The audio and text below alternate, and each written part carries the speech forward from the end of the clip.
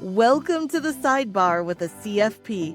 Pierce the veil on BigLaw Life, career, and money. Hosted by Matt Smith, the tour manager for BigLaw attorneys. You bill in 6-minute increments. Let's get you some of that time back.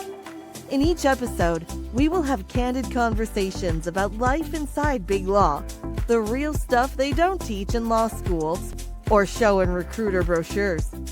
This show pulls back the curtain on what it actually feels like to climb the ranks, navigate transitions, and make big decisions in a high-stakes career.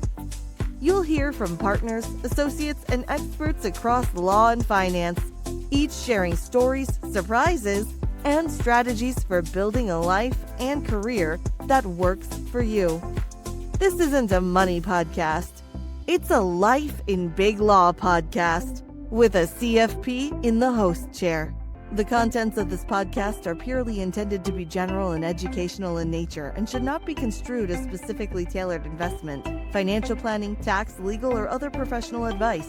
Any investment performance referenced is purely past performance, which is no guarantee of any future performance. Nothing contained in this podcast should be construed as an offer to sell, a solicitation of an offer to buy, or a recommendation of any security or other financial product or investment strategy. All investment, tax, and financial planning strategies involve risks that you should be prepared to bear. You are highly encouraged to consult with professionals of your choosing before taking any action based on the contents of this podcast. To the extent the guest on this podcast was a client of Concert Financial Planning as of the date of the recording, the guest was not compensated for their time. Nothing conveyed by the guest should be construed as a testimonial or endorsement of Concert Financial Planning, and their experience as an investor or a client may not be representative of all investors or clients.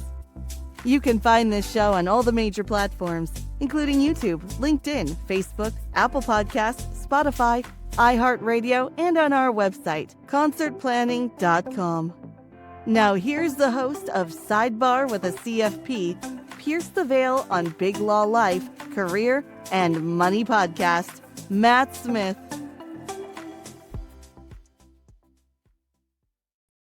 Hi, everybody, and welcome to Sidebar with the CFP. I'm really excited to be here and glad that you've joined us.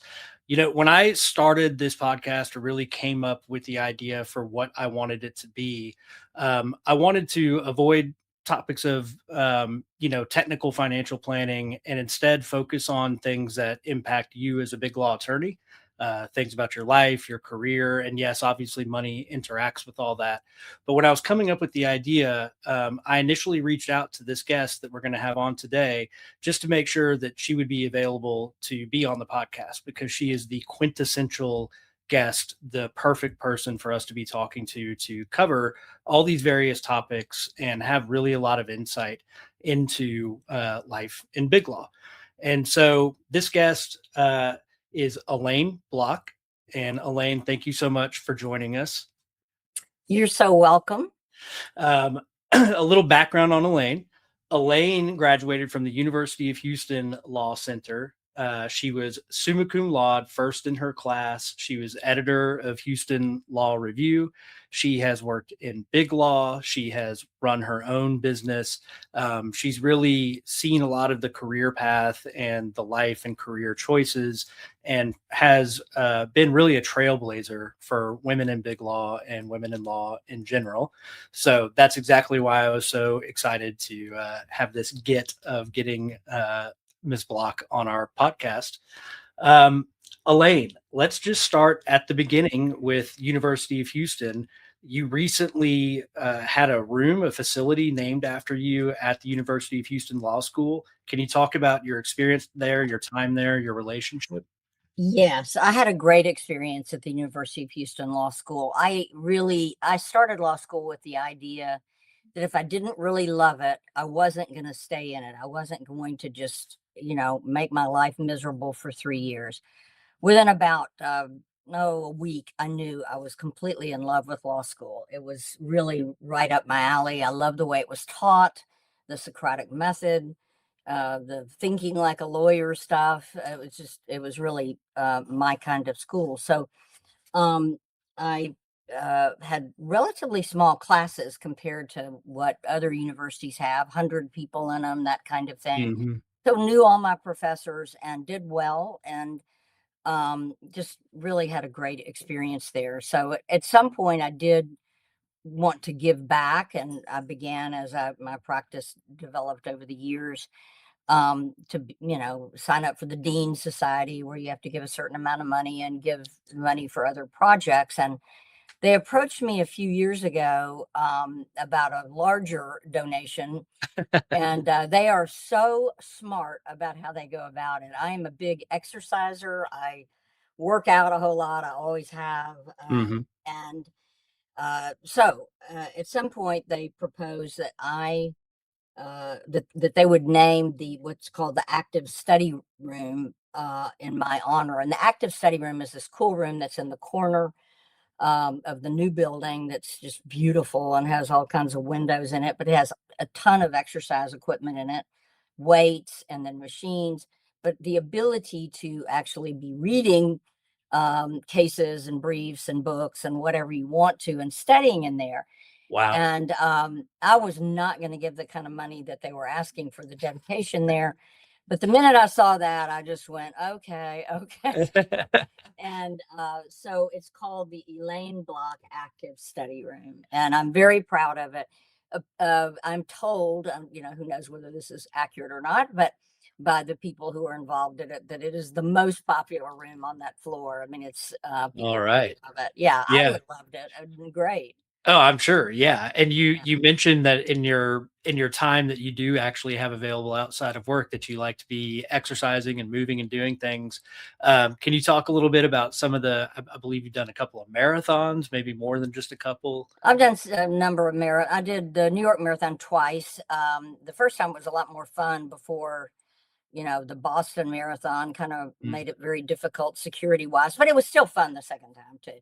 yeah. And I've done the Hawaii Marathon. Those are the only ones I've done outside of Houston. And then I've done about 6 of the Houston marathons, and really love it. I now play a lot of tennis, and running marathons is, there's so much preparation for it. I really don't think I'll be doing anymore. Yeah. It just takes too much time. And I really am addicted to tennis at this point. And so that's one of the main, but I still run. Well, In fact, it's just incredible that you can actually do the preparation or even find the time to do it with everything else that you have going on. yeah. So we'll touch on the work life balance in a little bit, but yeah, that's really impressive and a really cool, interesting, fun fact that you have that room, that facility named after you at the University of Houston Law School. So let's get into your career path. Let's talk about how your professional life evolved as you've gone through it, because you've worked at a preeminent Texas law firm known nationwide. You have made changes from one big law firm to another, which is something I think a lot of our audience would be interested to hear about what that was like. And then you've opened your own practice as well. So we can kind of touch on different things. Do you want to talk about just your initial experience getting into big law, what it was like being a woman in law, being a trailblazer, that sort of thing?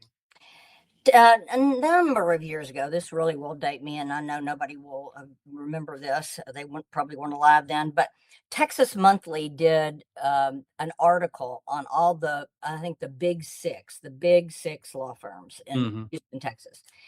And and they had all kinds of sports analogies and what would be the sport of, say, Andrew's curse. That's a different name now. I can't even remember the name of it anymore. What would be the sport of Baker Botts or Vincent Elkins or whatever. Yeah. And after I read the article, I went, I know the law firm I'm going to. And it was no question. It was my personality, and so forth. And that is the law firm I ended up going to. It was Baker Botts. And I got great training there. It was in the early days of women lawyers, basically. Frank, there were certainly women lawyers more in the corporate area and property and those kinds of things, but certainly very few in the trial area. And Uh, that's where you and were. that's what I wanted to do. They wanted you to rotate through different sections, Hmm. and I somehow talked them out of that. I really didn't have much interest in. I knew I wanted to be a trial lawyer, and so that's where I got put, and that's where I stayed. And I had wonderful, wonderful mentors. I learned so much. Back in those days, it was not so much a business as it is now. I will just say that it was very much a profession, and I did not experience personally any sort of prejudice for being a woman. In fact, we were, I think, such novelties that particularly all of the older partners really wanted to work with us. And I got to work with some of the, greatest lawyers of all time, as far as I'm concerned, Yeah. and had a lot of really high quality work. So, and got to watch them and train with them and go to trial with them, and I really had a great experience. Well, that's good. I mean, I would think that, sometimes you hear the lore of breaking into an industry, for someone like in your situation, getting into big law, which may have historically been perceived as like an old man's club and that kind of thing. But it sounds like you had a pretty positive experience with it. I did. I have talked to women about my experience since then, and I do know that when the business or when the legal business essentially shifted over and it did become more of a business, and very competitive in terms of client control and those kinds of issues, I do think there got to be a lot more difficulty for women. I don't Mm. want to take that away. I think there was, because the men always, they could go on the golf course and, do their thing that to develop business, and it just was more difficult. And I've heard a lot of firsthand stories from people about it, things that happened to them in terms of their attempts to develop business and being somewhat thwarted by it. I was too big a I was too much of a baby lawyer. I was not, it was not like I was going to be competing for business, and it really wasn't like that then. Yeah. And so I just had a terrific experience with it. That's Um, great. That's great. And so you were at Baker Botts for a number of years before a moving number of on? years. I ended up marrying a partner, which is not good for your career, and particularly when there are nepotism rules. So I left there. And back there, no, there aren't the nepotism rules now. In fact, James Baker went to Baker Botts after I left. So his great great grandfather, I believe, started it. And Um, for our listeners, that's Secretary Baker? yeah, yeah, Okay, yeah, yeah, former, yeah, Secretary of State, I yeah. believe Secretary of Defense or Treasury. But Secretary of Treasury and Secretary of State, both of Got it. those. Yeah, Got it. Okay. brilliant And man. Chief of Staff as well. He did Yes, like some trifecta. Yeah. yes, he's kind of the Marco Rubio of his day. Yeah. Yeah. Um, so then I went to a firm that had been started off of another big firm called Butler Binion. It was called Mayor Dan Caldwell. It was a smaller firm, and was there a couple of years, but I began to want to have kind of more of my own practice. And just really coincidentally, one of my longtime friends approached me and said, would I join him? And so we started a little firm. We had 6 lawyers, and we did a lot of medical malpractice. I'd done a lot of medical malpractice defense work while I was at Baker Botts. At Baker Botts, I got to do so much different stuff. I'll talk about that a second. That I got to do the medical malpractice defense work. I had a insurance company docket, basically, which is where you actually get to try cases. It's so hard to try cases. Mhm. Even back then it was. Well, I didn't have that much trouble because I had a particular insurance carrier that I was the lawyer for. And so I got to try a lot of cases. And then I went, I wanted to go more into commercial litigation, and I ultimately phased into that out of the personal injury work. So I got such a great variety of work and got such great experience. At Mayor Dan Caldwell, I continued to do the medical malpractice defense work and commercial litigation. But I did want to do some other things, maybe on the plaintiff side too, and Mhm. that's Mhm. harder to do when you're at a big firm like that. And so my partner and I formed a small firm, and that's what I did. We did some plaintiff's work. We did the medical malpractice work. We did some commercial work on the defense side. Employment work, all that I can recall was on the defense side. I tried at least one employment case that I'm thinking about now. That's why it's coming to my head. But yeah, and so we had a variety of cases. And then at some point, one of my friends, this was in the early 90s, her husband was at Aiken Gump. She was a lawyer, but not a trial lawyer. And she Mhm. called me and said, "Have you heard of this thing, mediation?" And I went, "Yeah." And another friend had called me about it, and it was brand new. It started in Dallas, and I've heard of it. She said, "Well, they're teaching it in Dallas, and you can get 40 hours of CLE." Well, that got my attention. I Yeah, knew no it'd kidding. take care of me for a while, so I agreed to go. I didn't know whether I'd actually do it or not, but when I came back, I had in the interim somewhere in there, I had run for, I think in 1988, something like that. I can't remember the date, but somewhere in that vicinity, I had run for judge, Mm, and I had lost to a longtime incumbent Democrat. I was the Republican. And which was at the time was very disappointing, but it turned out to be great because I knew all the judges. I mean, yeah, it was really on first name basis with all of them, from having run for judge and been with them on the campaign trail for so long. So um, I began to go to the judges. This is how you got business back then, and give him my resume and everything, and ask him to appoint me. And so yeah, that's how you got business, and that's how my business began. And that was again in the early 90s. There were very few I was in the second class of mediation people from Houston to go to Dallas, so there weren't very many of us at yeah. all. So once And again, once again, blazing the trail. yeah, and I ended up falling in love with mediation. It was just I'm a middle child. I don't know whether that's it, whether I was sick of fighting with people. I don't know what the deal was, but it really did suit me. And so I continued my own docket of cases, and probably for 5 years after I began mediating. And then at some point, it was just too conflicting. I'd conflict out of cases that I Mhm. wanted to mediate. Yeah, And I would also just be conflicted in the sense of some crisis would be blowing up in one of my own cases, and I'd be mediating, and I didn't really want to have my attention diverted. So I went full time. It was risky. I went full time into mediation. It was the best decision I've ever made. So and I'm still mediating. It's a different, it's kind of a, like all businesses, they evolve, and it's different than yeah. it was at the beginning, but it's still a wonderful, wonderful thing to be doing. Well, Thoroughly enjoy it. and so there's like so much to unpack there for our listeners who maybe are, getting started in their career, mid-career, and thinking about making moves. I mean, going from one law firm to another is one big thing, but then to actually leave altogether to start your own. I mean, can you talk a little bit about what that was like, how that felt, what, anything that made the decisions easier or harder? I mean, it sounds like looking back, everything worked out for the best, which it often does. It was scary. I wasn't assured that we would develop enough business to be lucrative, or Mhm. even, make our expenses.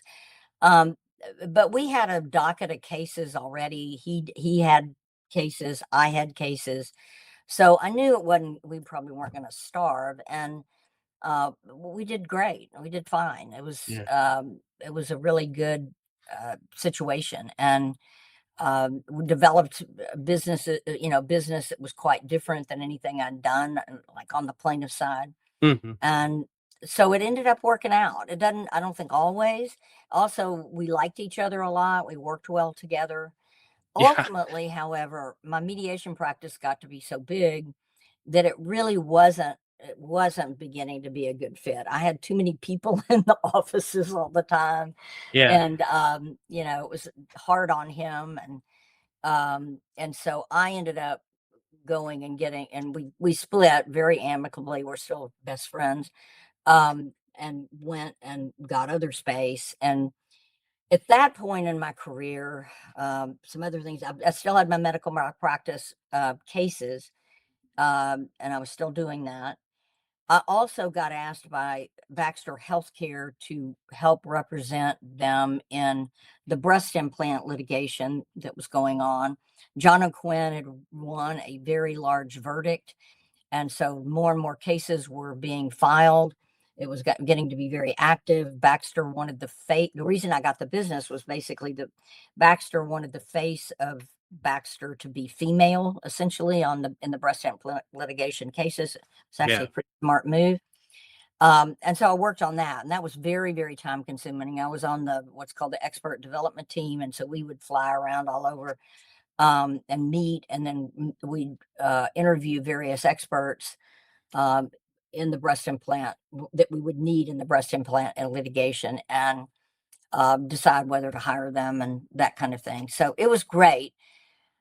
Ultimately, that the science completely changed in breast implant litigation, and it was definitively, I would say, determined that the silicone was not causing autoimmune diseases, which is what the theory of the litigation was. Hmm. And so the value of those cases diminished tremendously, and they dropped off a lot. And at the same time, again, I was having my medical malpractice cases being disruptive. And so again, that's Yeah. about that time is when I decided to go full bore into mediation.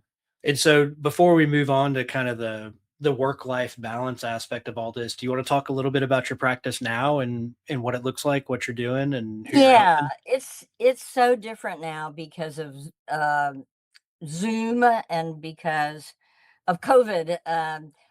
What happened to me was that I had at some point, most mediators began to sort of join up because we have to have a lot of space. It's expensive. About Mm, 3,500 square feet is about minimal, because you have more than one party a lot of times, and so you eh, need multiple conference rooms.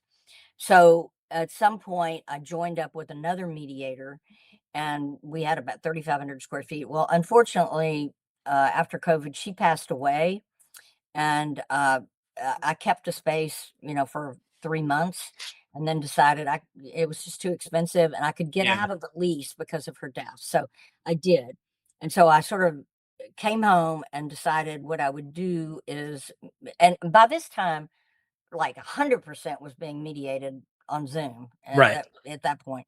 By the time I came home, it had slacked off some, and it was maybe 95%. It's now I still mediate, and I'd say at least 80% of the cases I mediate are on Zoom. Wow. Yeah. People love it. The corporate representatives don't have to come. Yeah. The insurance reps don't have to come. They can be multitasking. The lawyers can be multiple billing. It's a good situation for the participants. Yeah. I like being in person. I mediated yesterday in person, and when I do that, I use a mediation center Oh, that has all the comforts of home, and pay by the day for that. And so it's just a much more economic way to run the business, and yeah. I'm glad I did it that way. That's interesting because I started this business sort of the tail end of 2019, going right into COVID. And so my only experience sort of being in the service business and delivering advice has only been over Zoom. I mean, in the last 7 years, I could count on two hands the number of in-person meetings I've had. So I feel like Yeah. the whole world has gone that way. It Well, has. You don't get quite the warm fuzzies like yesterday, that you get when you're in person and yeah, really get to connect with someone. And I had one very difficult participant, and it would have been much more difficult had I been across the screen from her as opposed to right there with her. right, right. Okay, well, so let's flip over. One of the things I like to talk about in this podcast is, the clients that I work with, the big law attorneys I work with, everyone is trying to juggle, excelling in their career. They've been the top of their class the whole way through, just like top of your class at U of H. They've always excelled, beat expectations, and they want to continue doing that in their professional life. But at the same time, they they either want or they feel these pressures for personal life development. And I'm curious, when you think about your path, I think you may have some kind of comments or thoughts about work-life balance and what's important and how to best try and accommodate those things. Yeah, it was very different when I started, in the sense that we didn't have a lot of role models, for one thing, and the women didn't. And we really thought, I think the thinking was that we had to sacrifice a lot of the home life in order to excel at our jobs. Mhm. When I interviewed, if you can imagine this, ladies who are out there, I had and he was at a pretty big firm, and he asked me whether I planned to have children. And that's just not a question you're supposed to be Yeah, right. asking. But and at the time, I basically said not right now and not soon, but anyway, and at the time, it would have been hard to have had kids at particularly the early stages of my career. I will tell you in retrospect, it's a mistake, and that family is by far the most important thing. Your career isn't. When you look back on it, you're going to look at family. What ended up happening to me is I didn't have children, and then at some point I woke up and went, I need a child quickly. I'm not going to go through life with no child. So I adopted a newborn baby at a fairly old age, 23 years ago. She's now engaged. And hopefully it'll be a couple of years before she actually gets married. But in any event, it's the best thing I've ever done. I mean, it's by far the best thing I've ever done. I'm very pro adoption, and it's been a wonderful experience. But in retrospect, I think it would have been better to have had stable marriages, or marriage, and one marriage stable, have a nuclear family. It just is, it really is the most important thing. I can tell you, when you look back on life, you're not going to look back and, oh, that was such a great career. It's going to be your family. And so for those of you who are young, it is really, really important. And so I think I made a mistake. Fortunately, I got my daughter out of it also. Yeah, yeah. So, all things can turn out for the best. But if I had it to do over again, I would have that kind of attitude about family, because I know that's the truth. Well, and so I'd be remiss. I didn't think I was going to ask about this, but since you mentioned it, a lot of my listeners, a lot of my clients, frankly, they maybe have already made the choice to make work their primary focus for now. Mhm. And maybe they're looking at, whether they can have children at all and how that could happen.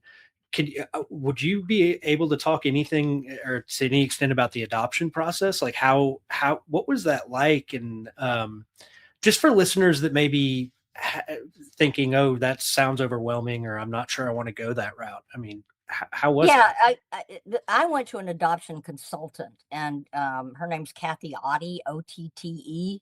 Hmm. She's still in business, and she really helped me a lot. I was a single older woman. That is not exactly the prime candidate for adopting. There's a lot of competition. She Hmm. sent me to Dallas to interview with two agencies. I got to see who the opportunities were. There was one at one of the agencies that looked very attractive to me in terms of the potential. Hmm. And that's the one I went for. And the way modern day adoption works is, thank goodness, the birth mother decides who's going to get the baby, which is Yeah, a humane way to do it. sure. And so she picked me. I think she had enough of men. Also the birth grandmother, I think it had enough of men. And that's how I got picked, I think. And Yeah. out of a lot of, couples, and that's how it works. You just have to. And I had a baby let's see, I went to her at late July, and I had a baby September 8th.